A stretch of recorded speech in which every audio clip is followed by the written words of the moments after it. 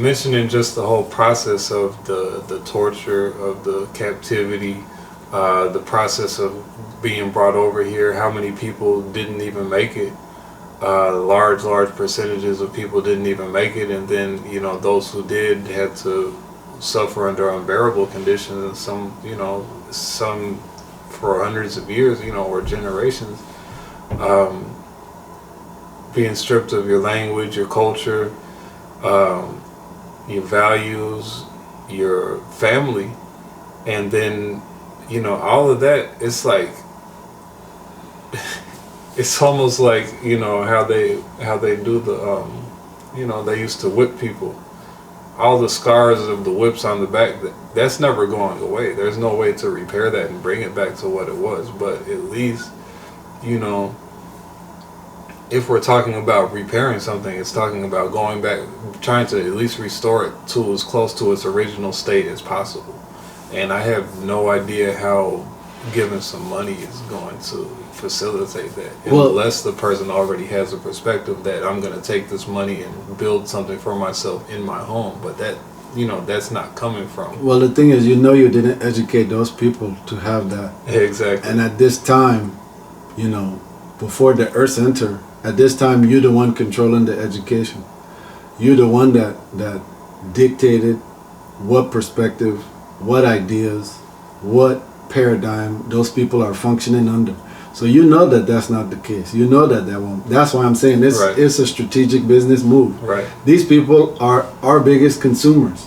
If I give them money, I just now increase my economy. I just benefit my system. The deeper part is that education piece, because we have to understand it's such a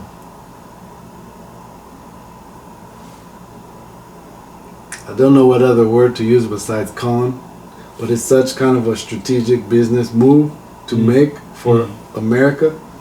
It almost makes me wonder if they're only letting it go as a debate just to make us really want it. Because it's just a smart thing for them to do. Because the thing we need to understand is that groups that have been awarded or afforded reparations in the past, like the Japanese were given reparations for what happened to them here, Jews were given reparations. Those people had a cultural identity.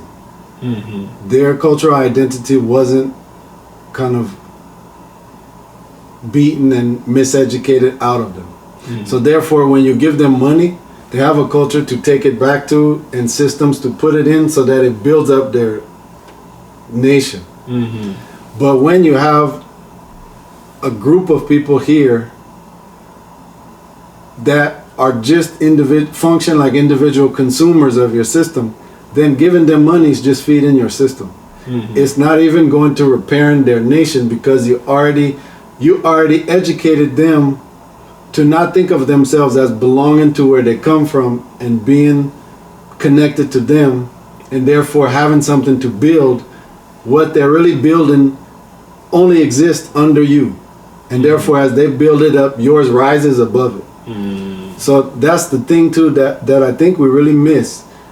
And it's almost as if I talk just straight and openly, it's almost as if it's done so well that even for us to feel connected to the cultures we come from, it's almost like it's a loss or a lack of pride for African Americans. Because there's this dynamic between Africans and African Americans now, where it's like Africans don't like us, Africans think they're better than us, and therefore like we distance ourselves from them, and we really therefore like grab tightly to whatever identity that's been left for us here.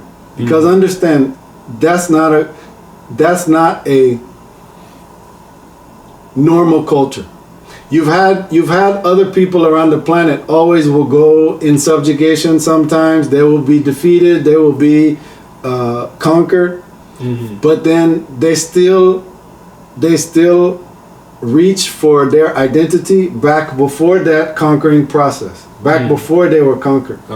But if now your identity is just about what you've done in dealing with being conquered, and you yourself want to kind of chop it at a certain point between what was happening to you before that, then you see whatever you're going to be building is just who you are and where you fit in that conquered nation. I mean, in that nation that conquered you.